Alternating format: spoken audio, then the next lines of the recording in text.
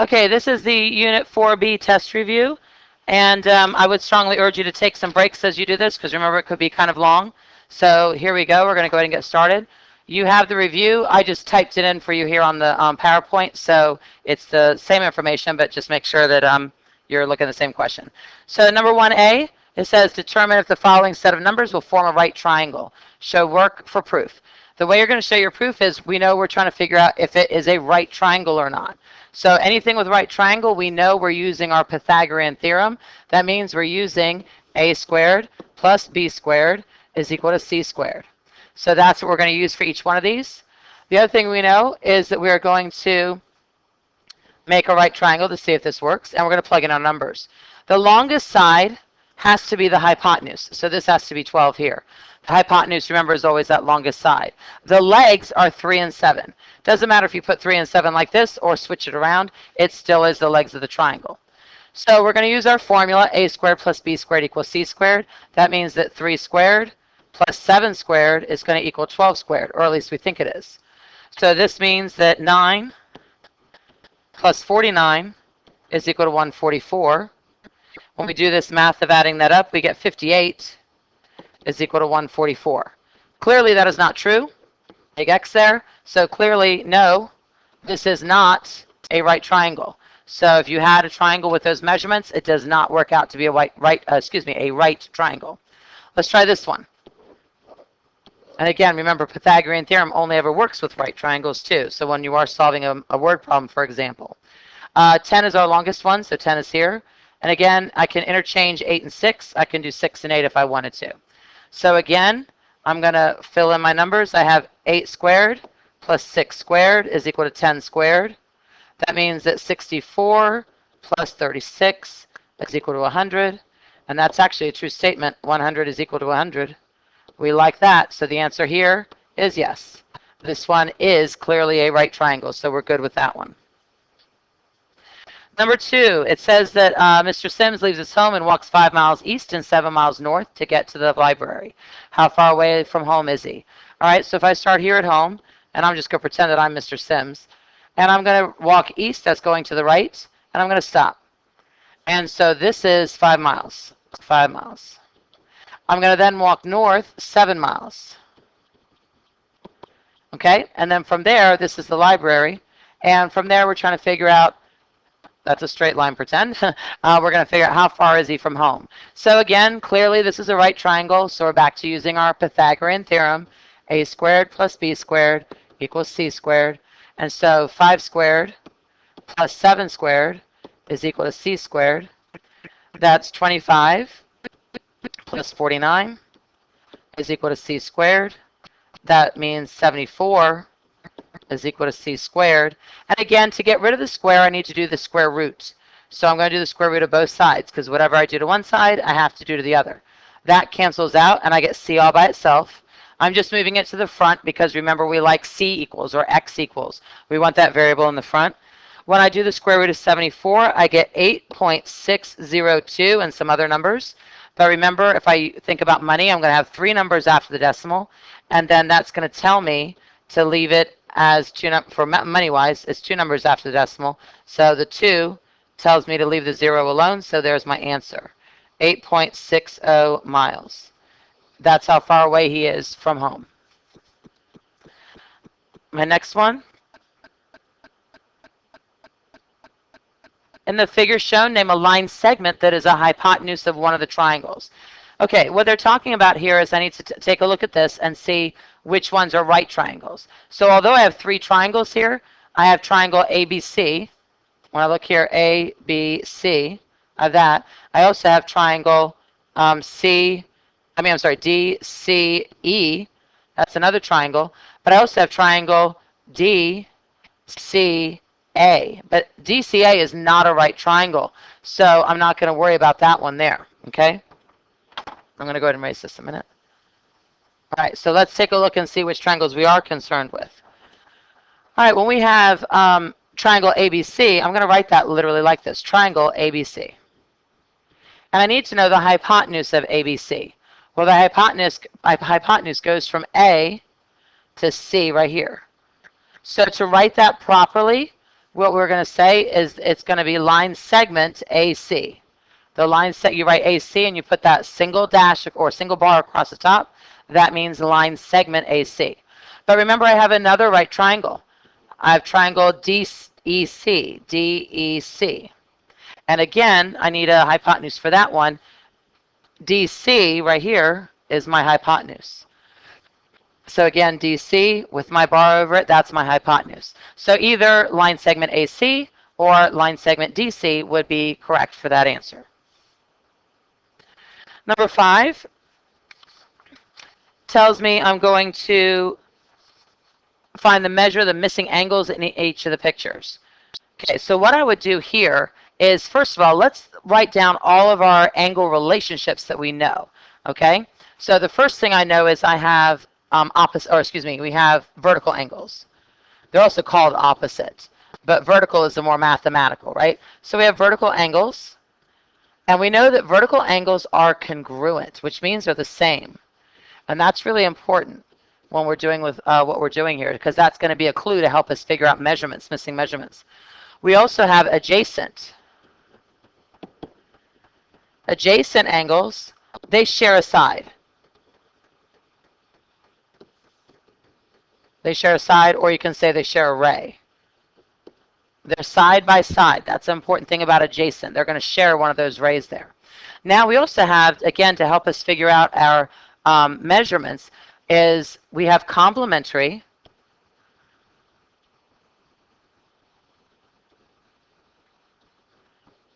And a complementary angle, or angles really, two of them, they equal 90 degrees. Remember, we had a little thing to help us remember this. If I have the C for complementary, I can change it into a 90. So that's 90 degrees. So that's one way to help you remember that. Then we also have supplementary.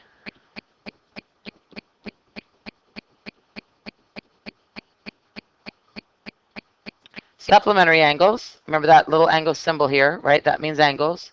Together they equal 180 degrees. And the way we can remember that is the S in supplementary, we can actually change into an 8 like this, and it's 180 degrees. So these are some things that are going to help us to figure out those missing measurements. So the first thing is vertical. Right, I have 37 degrees here. That means my vertical angle is going to be the same as that. So the one way to look at my vertical angles is to make the little bow tie. Remember I kind of talked about the bow tie before? There's my bow tie. I'm going to color them in. So there's my bow tie. So that means that B has to be 37 degrees because opposite angles or vertical angles are congruent, meaning they are the same. Now here's another trick. We know supplementary. Okay, so let's take a look. Let's take a look at this.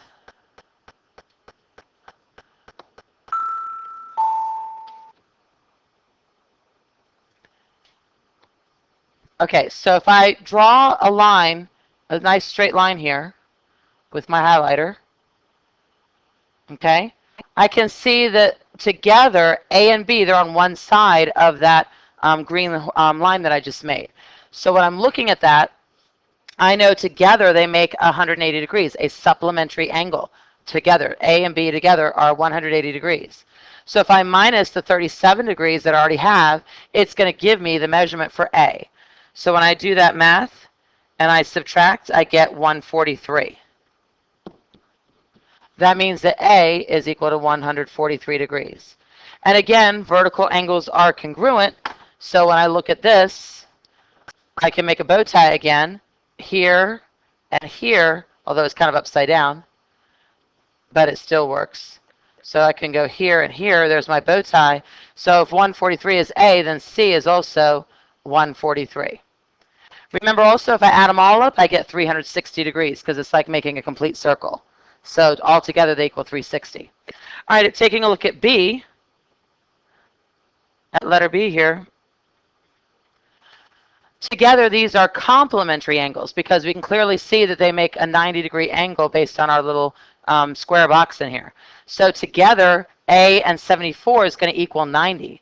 So if it equals 90, if I subtract 74, that's going to give me what A is. So when I do the math, I get 16. So A is equal to 16 degrees. So I figured that one out. Again, on C, if we take a look at this, on C, I've go right along this line here. Together, E and 104 make 180 degrees. So again, I'm going to take 180 degrees minus the 104, and then that's going to give me E, which is 76. So this is 76 degrees for that. Okay, so keep that in mind. You think about your angle relationships. My thing doesn't want to work right. Think about your angle relationships. Think about your, again, vertical angles are congruent. Complementary equal 90 degrees, and supplementary equal 180 degrees. Okay, now would be a good time for a break. So take a little break and get a little snack or something. Maybe do a couple calisthenics, and then come back here and we'll do a couple more.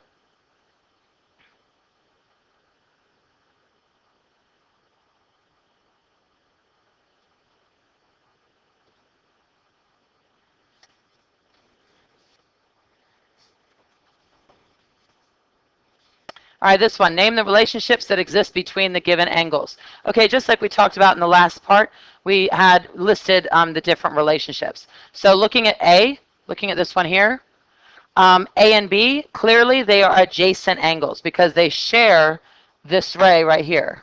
Let's take a look at this. They share this ray. That's the one they share. It's almost like a neighbor next door to each other.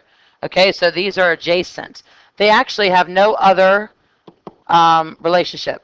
They're only adjacent. I cannot say they're congruent because A and B, first of all, they don't look congruent, but I can't go on what it looks like. But I have no measurements or anything. I can't do that. And they're not clearly not making a straight line. So they're not making a straight line, which would be a supplementary angles, and they're not making 90-degree angles, so they're not complementary. They're clearly just adjacent. In B here, we have C and D. We have C and D. Okay, looking again to see if it makes that bow tie. This line goes straight across. This line goes straight across. It makes my bow tie right here. And so these are clearly vertical angles. They're clearly vertical angles. Again, they're not supplementary or complementary. Like, I don't know. It could technically be 45 degrees, but I don't know that. So I can't go with that. They're also not adjacent. They do not share a ray, the single ray. They share a line, not a ray. So they're vertical. You could also say that they are congruent, if you wanted to say that, because that is a relationship between them. They are congruent. All right, C, now clearly these are making a straight line again. We're looking at a straight line. So E and F are supplementary angles. The other thing we can say is they are adjacent, because again, looking at this line here, they are sharing that ray right there. So they are sharing that, so they are also adjacent angles. Taking a look at the last one here, we have 57 degrees and we have 33 degrees. When I add them up, I clearly get 90 degrees. So these are complementary.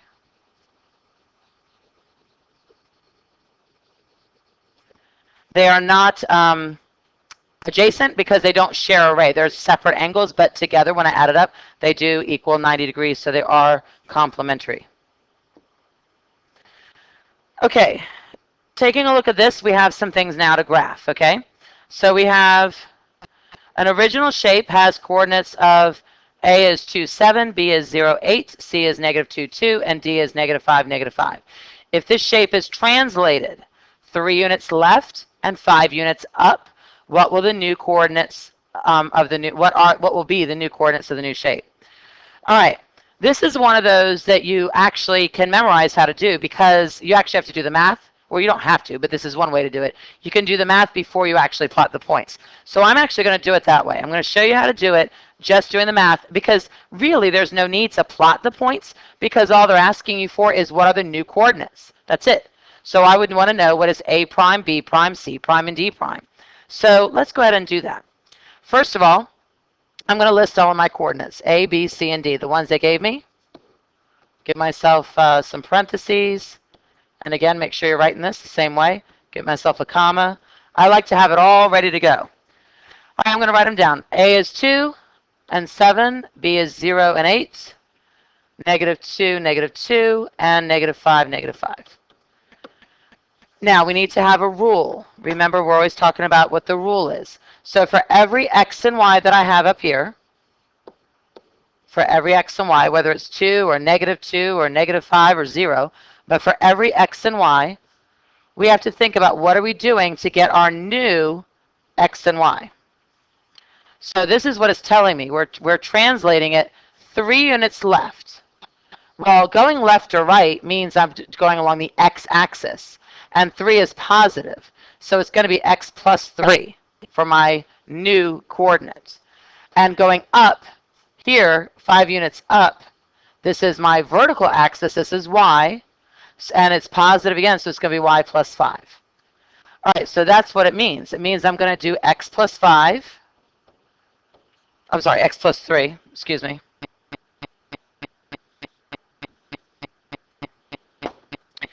X plus 3 and y plus 5.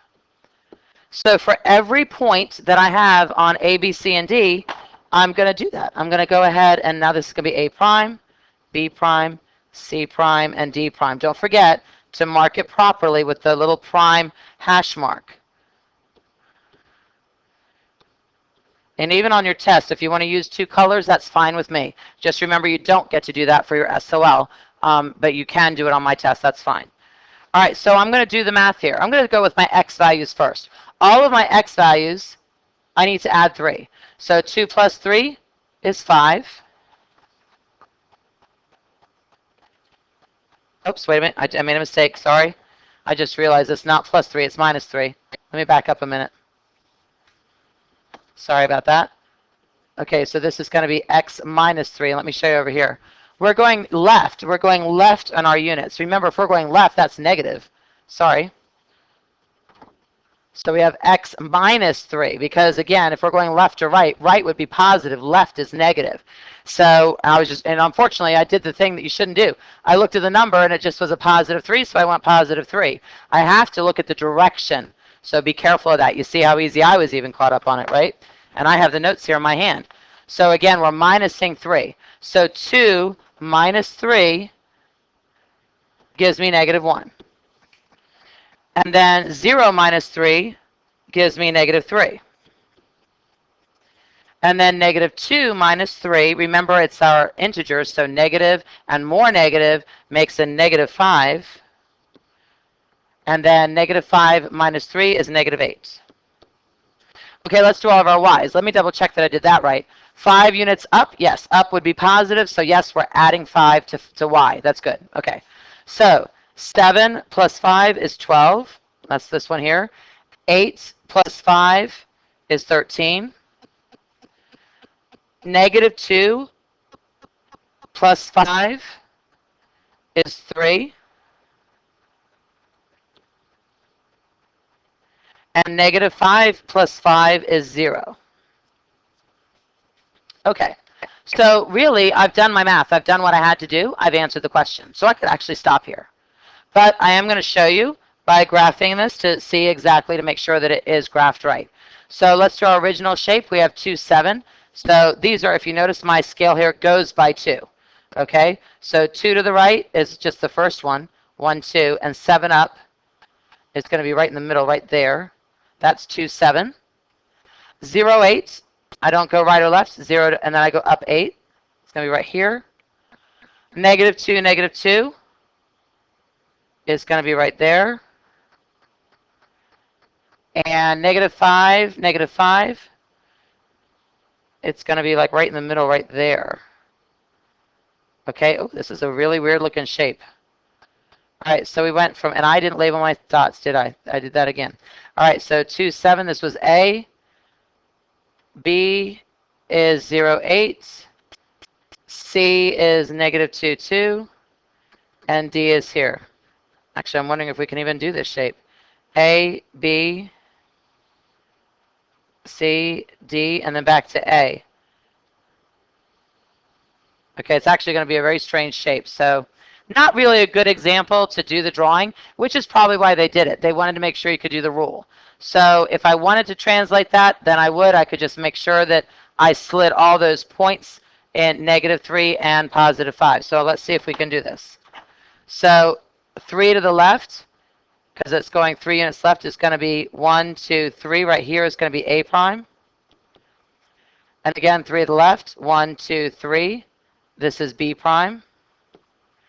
And then from here, 3 to the left. Oh, I'm sorry. Wait, I didn't do the whole thing. Okay, obviously it's late. All right, 3 to the left and 5 up. Sorry. 1, 2, 3 to the left, and 1, 2, 3, 4, 5 up. Puts me right here. So actually, I'm just going to go ahead and make sure that A prime worked.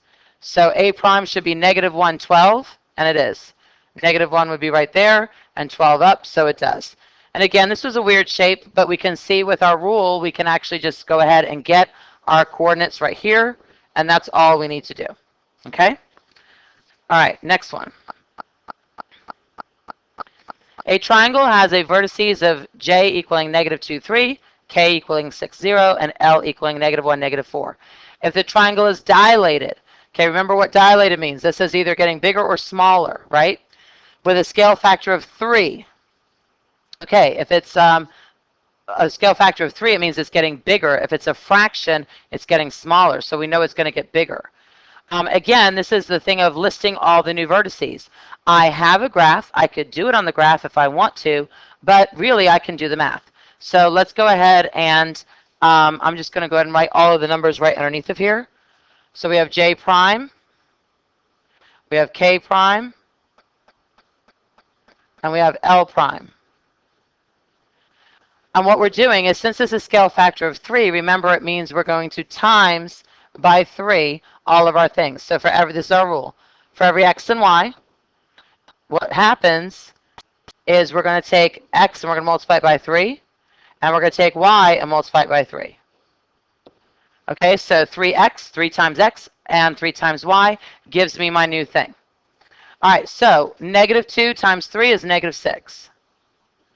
3 times 3 is 9. 3 times 6 is 18. And 0 times 3 is 0. -1 times 3 is -3. And -4 times 3 is -12. So again, there's my new points right there. And if I wanted to graph it, you could also graph it, and you could take a look and see if that worked, if it became enlarged by a factor of 3. But again, that one is something we can do with our math. All right, here we get a little bit tricky. Given the figure at the right, actually it's below, sorry, we're going to rotate the figure 90 degrees counterclockwise about the origin. Remember, the origin is always 0. The 0, 0 point, that's always the origin. You're going to label that figure with the letter A. We're also going to rotate the original figure, so we go right back here to this one, and we're going to rotate it 180 degrees clockwise about the origin. Label the new figure with the letter B. Okay, well, doing this, it's kind of silly, actually, that they say to use clockwise on 180, because we know, okay, sorry, I was trying to get there. Okay, we know that it doesn't matter. 180 degrees is 180 degrees, whether you go clockwise or counterclockwise. So let's go to cross this part off. We don't need that. But 90 degrees counterclockwise, I do need. So remember, we have a trick to do this. And the trick we got from Miss Brown and Miss Newell, they told us how to do this. So we know for every x and y, if I'm going counterclockwise means it's going this way, right? Backwards of the clock, so to speak, if we're reversing the direction of the second hand on a clock, for example. So I'm going this way. Y is going to move over to x. But remember, when I do that, it's the opposite of y. That's the thing we need to make sure we remember. So y is going to move to the front, but it's going to be the opposite of y. Even though I'm putting a negative sign here, remember that's what it really means, the opposite of y. Because y could be -5, and as I move it forward to the front, it now becomes +5. So it's the opposite of 5. Now I have to continue. I moved from here to here. Okay, now I need to move the x around, because I'm just going to continue that circle. And now x moves to the back. Nothing happens to x. The only thing that becomes opposite is y. So Again, I can either use my rule, this is my rule, to get my 90 degrees counterclockwise turn there, or I can do the math. Remember, I actually don't have this memorized, although now I'm starting to, but I know I can do the math. Now, this is a lot of points to flip because it gave us a shape with a lot of vertices. I'm not going to do all the vertices. I'm only going to do 3 of them. Okay? I'm going to do this point right here, this point right here, and this point right here. Okay, so I'm going to call this A, I'm going to call this B, and I'm going to call this C. So for my original points, A, B, and C, let's write down our coordinates, because remember we always want those original coordinates. A is 1, 6. Okay, that's easy enough. B is 1, 2. And C is 3, 2.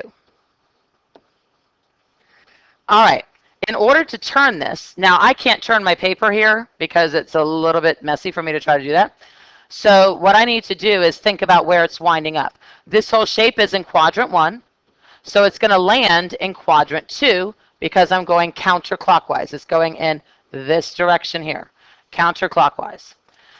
All right, so instead of going, so if you think about turning your paper, I need quadrant 2 here in the upper right-hand corner over here. So remember, you can turn your paper and now plot the same points that you have right here. You can plot them again just by counting. Don't worry about the negatives and the positives. Just count +1, +6, and count the right direction. But I can't really do that. So what I'm going to actually do, and let me see if my board will work nice for me, is I'm going to actually rotate this 90 degrees. There's my 90-degree rotation, and I'm going to move it where it needs to go. It's going to wind up, oops, my board's not being nice. It's going to wind up right there. Okay? So that's how it's going to look because, and I'm going to show you how that works. B is right 1 and up 2. So if I go this way, I'm going to go up 1 and over 2, and then that works. See, I'm going like this. And then now I'm going to go like this. And there's B prime right here. And C was over 3 and up 2. So again, I'm going to go up 3 and over 2. There's my C prime. And then A prime would be right here. So I did it right, the way we're doing this. And let's make sure, no, actually now I have my new coordinates. So A prime, B prime, and C prime. Now this time, I don't think they asked you for the coordinates. They just asked you to label it with an A. So this one is A. But I like to make sure I know the new coordinates too, because we're also going to see if my rule matched up over here, if my original thing matched up. So A prime becomes -6, +1, -6, 1. B prime became -2, +1. And C prime became -2, +3. So let's see if this worked. First of all, did they switch places? 1 and 6 became 6 and 1, yes. 1 and 6 there, sorry, became 6 and 1 here. 1 and 2 should have become 2 and 1. It did. Look, it became 2 and 1. 3 and 2 became 2 and 3. Okay. Now, the other thing is, though, did my y's, now my first number, did they all become, so all these y's right here, 6, 2, and 2, did it become -6, -2, -2? And look at this, it did. -6, -2, -2. So look, we did it right. We're pretty good. Okay, I also have to rotate it 180 degrees around the origin. I'm going to do this the same way that I just did the other one. So I know if I'm going right 1 and up 2 for B, like right here, right 1 and up 2, I'm going to go left 1 and down 2. And this is going to be B prime. C is right 3 and up 2, so it's going to be left 3 and down 2. I go do the exact opposite. This is C prime. And then A is right 1 and up 6, so left 1 and down 6. This is A prime. When I connect the dots, oh, actually, and I can show you again with my figure, I think I did this right. I can rotate it all the way around 180 degrees. Oops, come on. Turn for me. And then I can drag it down right here.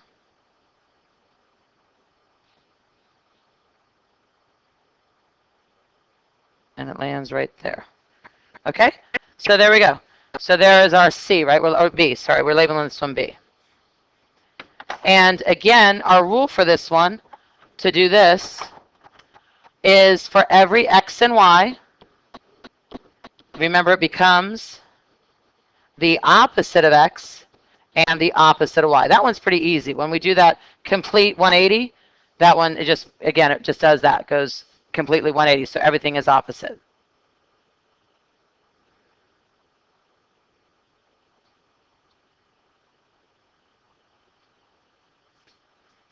All right, again, this would be a good place to take a little break. So take a little break, come back. You might hit pause now. Otherwise, we're going to keep going.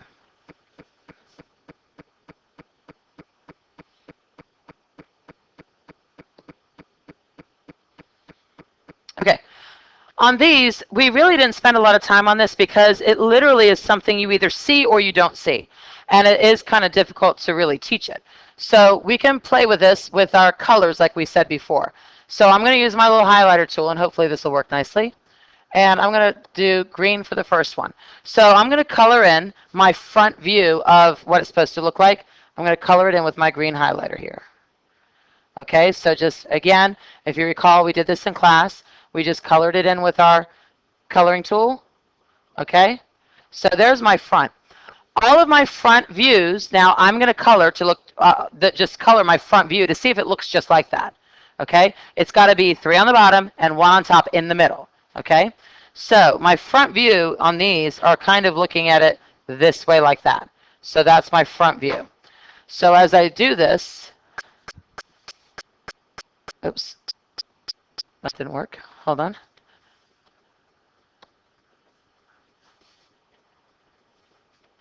Okay, so as I do this, this is my front view on this one. I'm kind of tracing it and then coloring it in. I have 3 across the bottom. That part works. But this top one is on the right-hand side. So this one is clearly out. I'm going to go ahead and mark it off because that one doesn't work. Let me try the B one down here.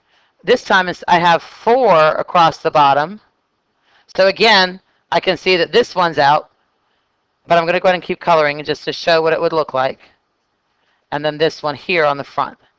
Again, this is the front view. So again, B is out. C is looking pretty good, I think, because I've got 3 across the bottom and I have 1 in the middle. There we go. That's just kind of like what I drew a second ago when I was drawing it. So this one works. So far, I like this. I'm going to put a check mark here because I like this one. D clearly is out, but let's show again the front view. Oops, sorry, I went overboard a little bit there. So this is my front view. And again, that one's out. Okay, I'm going to get another color. Remember, do different colors for this. And again, do recall, you don't get to use this on your SOL, but you can use it on the test. It's only my right side is too high. I've got 2 squares high. All right, so I'm going to look here. Well, this works. There's my right side. And that's clearly too high. So I like this one.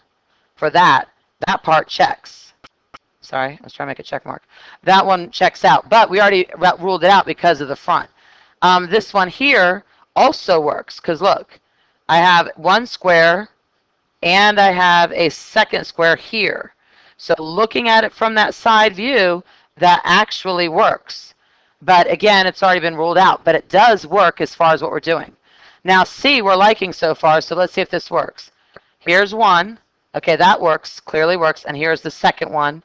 So when I look at it from the side, I am seeing it looking just like that right side view. So again, I like this one. It's not making me do check marks. This one, again, is actually correct because I have this one here from the right side, and I have this one here from the right side. So again, looking at it, this actually looks like it works for this, but it doesn't work because it's already ruled out for the front. All right, let's try the other angle. So we have the top view. Okay, so the top view should be 3 across the top. Well, this one is 3 across the top. We've got 1 here. We have 1 here, which you kind of can't see some of it, but that is the second one, and here's the third one. So this one actually does check out for that. This one does not. This one is 4. So we have one here. We have one here. Oops, I don't know what's happening there. We have one here. Why is that not coloring in? It doesn't like me. And then we have one here. And then we have one here. So that's 4. So this one's clearly out for that too. We don't like that one. Now again, we like C so far, and C works. We have this. That's our 1. This is our second one. And this is our third one.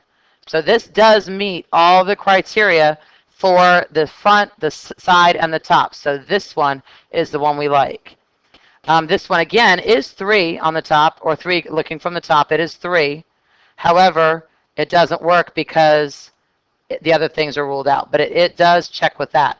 So be careful as you're doing these. You can see that we checked out on a couple of them, but there's always one thing that is wrong as you're doing this. I think the coloring definitely does help a lot, though, when you're doing this. Okay, we have one more. Same exact thing that we're talking about here. Oops, that didn't work this time. Okay, same exact thing.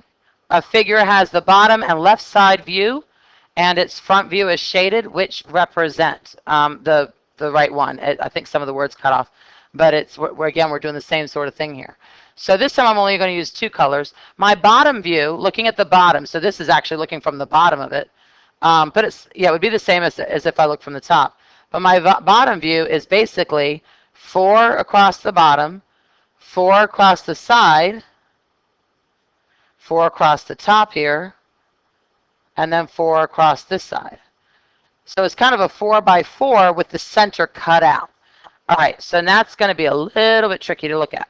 But I'm going to do it. The bottom view would be the same as the top view, so I'm going to kind of color it from the top. All right, so taking a look at this, my top view, again, would be the same as the bottom. I got this, and then these 3. So there's 4. 4 along the side, that works. 4 along the front, there's 1. Here's another 2. And then this one at the top. So I got 4 along the front. Now I got the right side. I have this one. I have this one right there that you can barely see in there. And then I have this one right here that, again, you can barely see right on top there. So again, and then there's actually one behind it right in there. You can hardly see it. Okay, so that is 4 across the top again, or across the side. And then across the back, I already have 2 colored in. That one that you can clearly see and the one that's kind of hiding behind. And then these 2 here. So that does make it the 4 by 4. So 4 across the bottom. 4, yeah, is the way you're looking at it. 4 by 4 with the center cut out. You can see there's nothing in the middle of that one. Okay, now on this one, it doesn't work. This one is 3. Because you can see here on the side, you've got 3. But you can see there's 1. Oh, again, I don't want to color in nice. There's 2. And then the third one is right there in the middle that you can hardly see. So that doesn't work because that's 3 by 4. And again, this is 4 here. But again, it's only 3 here along this side. And then again, it's 4 in the back because it's 1, 2, 3. And then the fourth one is on the top there. So G is out. But so far we like F. H is out before I even color it in because I actually have stuff to color in at the top. So this is, again, this is the side. This is the side here. And then this one, and then here, but also it's all in the middle. Look, it's all filled in the middle, okay? And we're not filling in the middle, so I'm on our picture. So again, this one is out, but I'm still going to color in all the tops so that we can kind of see what it looks like. There's all the tops. So H is out, and then this one is a mess, I'll say. I'm not even going to try to color this one in just because it's kind of a mess. But clearly we have another tower in the middle here. So the middle's filled in, so we know the middle's not supposed to be filled in. All right, let's look at the left side view. Okay, the left side view is like this. I have 3 at the top. I have 3 here, then 3 by 4, and then 3 here. And then it goes down to only 1 here, and then 2 here. Okay, so we have 3, and then 2, and then 1, and then 3 again. Okay, so that's what I'm looking for as I look from the left. This is my left view, so that's the way I've got to look. And it's going to be tricky again to see this. So the first thing is I have 3. So this is clearly 3 on the left. That part works. Now the next one is 2. Well, I have this one in the front, And then I have this one right here in the back that does make it be that 2 right here. It makes it that middle 2. There's a space between the ones right here. There's a space between those. So I just have one. Oops. I just have. Okay, I lost my thing. Hold on a minute.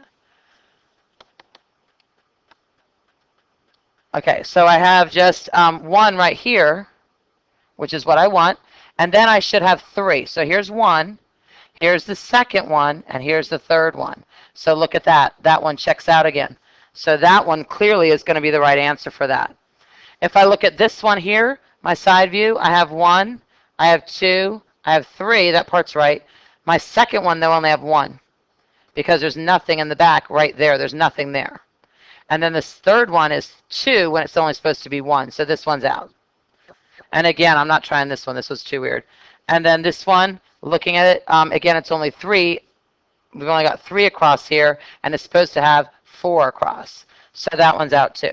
So F is clearly the right answer on this one. Okay, so that is the review. If you have any questions, please make sure you email me. Remember, I know a lot of people are going to Busch Gardens this weekend with the field trip. So Saturday is out for studying. So I would definitely be looking at this over, Friday, Thursday, Friday, Sunday, excuse me. And then also Monday, if you still have Monday to work on this, because Monday, Tuesday is your test. So if you have any questions, email me on the weekend. I'm happy to answer you, and I'll give you a call if you need any help. And good luck, and I wish you the best on the test, and have fun if you are going to Busch Gardens on Saturday. I'll see you there.